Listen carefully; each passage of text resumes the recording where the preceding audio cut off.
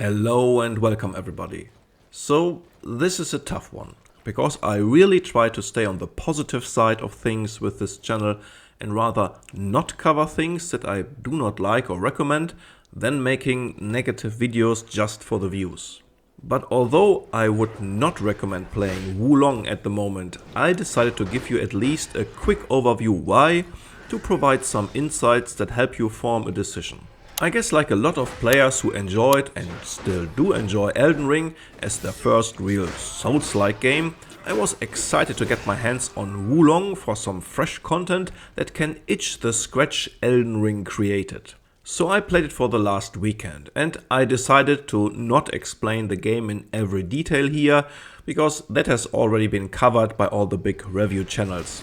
But I will focus on the positive and negative aspects of the game and why these things turned out the way they are. Let's do the positive stuff first. Combat. Wulong's combat system immediately sparked the thought, wow, that would be a great mechanic for Elden Ring, but I get ahead of myself. The centerpiece of Wulong's combat is this little bar, your Spirit Gauge, underneath your character. For every spender ability, namely your spells, heavy attacks, or here they are called spirit attacks, block or not successful deflect aka parry, your bar will move to the left or negative side. Once it is filled, you cannot perform any of the aforementioned actions. The bar will slowly recover on its own when no spender abilities are used. The only way to gain spirit are light attacks and successful deflects. What this does in its essence is that it prevents you from spamming spells, heavy or special attacks similar to Elden Ring's Ashes of War until you simply run out of mana. You have none, and after one or two special actions you either need to wait, which is difficult in this fast-paced combat, or you are heavily incentivized to land some quick light attacks or deflect attacks. This creates a nice and smooth dance between spending and gaining spirit, preventing you from spamming strong abilities or turtling, and motivates you to attack and deflect. It takes an hour or two to get the muscle memory down, but it creates a very satisfying combat flow that strongly encourages you to deflect as much as possible. And the deflect window in general is big enough to learn it quickly. This also prevents you from just ignoring enemy attack patterns, because you really need to pay attention to time your deflects and other actions. Again, I think a similar system would work brilliantly in Elden Ring. The strong emphasis on deflecting attacks, especially unblockable heavy attacks that you can easily recognize with their red glow, downgrades your other combat abilities though. Deflecting is king, and while not necessary for regular enemies, it is vital for elite enemies and bosses to break their stance and deal significant damage. So once you click with the combat, this system is really nice and smooth, and overall the combat is fantastic. The other system I would give a thumbs up in this game is the loot and character progression. For me, it ticks all the right boxes to improve your stats, gather new gear and materials to continuously improve and progress. The loot system is not perfect. It throws constantly stuff at you like in Diablo, and I would rather like to see less things that I can improve on, but in a meaningful way, than the plethora of variables this game uses that give you 2% of this and 1.3% of that. Character progression with the stats divided into 5 categories that also define your playstyle, and the mechanic that you have to pick a weapon according to your stats is nicely done, and you can reset your stats for free once you reach a certain point in the game. It is fun and engaging to build your character and your gear, the grind is cut short with an impactful crafting system, and overall this ticked all the right RPG boxes for me, and I felt invested to progress, which is very important for me in these kinds of games. Also, the separated progression within an area is a neat idea. Works nicely with the attached spells that you gradually unlock, and gives you a strong incentive to always explore the whole area and unlock every battle flag. It is like a very mild rogue-like mechanic, separate from your overall progression for every area. Sounds all great and fun, right?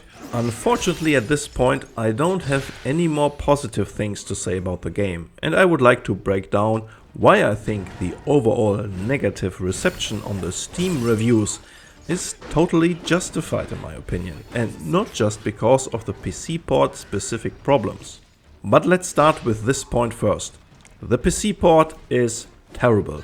It runs very bad, I had constant crashes, the frame rate can only be called inconsistent, and you will notice a lot of dips and stutters in the video footage.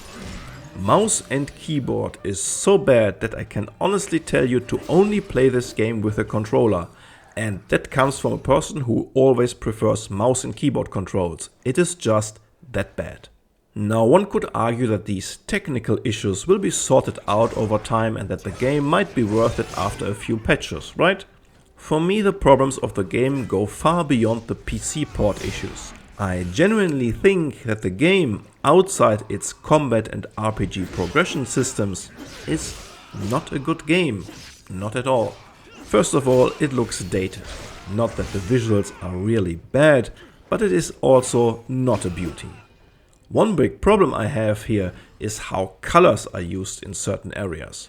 Most of the footage you see is from the second battlefield after the tutorial, and after a while it all just becomes a big yellowish blur for me. Not all areas are like that, but in general the game looks underwhelming due to dated graphics and, let's call it, a very special usage of colors. Next is the difficulty of the game, which is all over the place. The tutorial boss is one, if not the hardest boss of the game, and there are other damage spikes in the game that make absolutely no sense. It is simply frustrating to experience an uneven difficulty in a game like this, which is centered around gradually improving your gear and becoming better as a player. The difficulty tuning, especially for the tutorial area, is simply bad. The story is another point where this game falls short, and I am the type of person that rather takes a bad story and good gameplay than the other way around. But it is confusing, paced badly, throws way too many characters at you, and the cutscenes are too long and rather cringy. So I felt absolutely not invested into the story and characters at all. But I will admit that this is a very subjective point and just my personal take. You might end up liking it. The final big downfall of this game is its structure and level design. It is not an open world game, so I didn't expect it to be one. The game is mission based and you are thrown in a level for each mission. As mentioned before, the missions have their own little progression system, which is nicely done. But the overall level design was not for me. They felt cramped and the secret areas to find were not really secret. The overall layout and pacing in the levels never clicked with me, and I felt annoyed very quickly when I had to replay parts after dying. So instead of being motivated to engage in the nice combat, I felt demotivated to repeat through areas, and it even outweighed the fun of the combat for me. It reminded me how good the level and dungeon design in Elden Ring is for the most part. Lastly, I want to address again the negative side of emphasizing so heavily on the deflect mechanic. It really downgrades, in lack of a better word here, all your other cool abilities and spells. Because they, for the most part, cannot shine or deliver in a system where deflecting is king and your only viable way to defeat bosses and elite enemies. This trivializes the rest of your arsenal, which is a shame. There are a lot of cool ideas and mechanics that simply cannot contribute to the combat in a meaningful way. All this together let me not recommend the game to you, other than give it a try if you already own Game Pass. Do not pay a full price for this game. I know other reviewers call this game flawed but fun, but that leads to the impression that this might be overall a decent game, which it is not in my opinion. Of course, reviews like this are always a personal opinion and somewhat subjective. I tried to point out the best I could why this game falls short for me, hopefully to inform you and help you make a decision for yourself. So at its core, the combat is really fun, but also heavily leaning into the deflect mechanic, which generates its own issues as described before. The RPG and progression aspects are good, but not perfect, and the rest of the game unfortunately is in a bad shape for PC players and was not for me in the departments story, visuals, level design and difficulty. I hope you found this overview helpful. Let me know in the comments what you think about this game. This is all for now about Wulong. Take good care of yourself and enjoy your gaming sessions.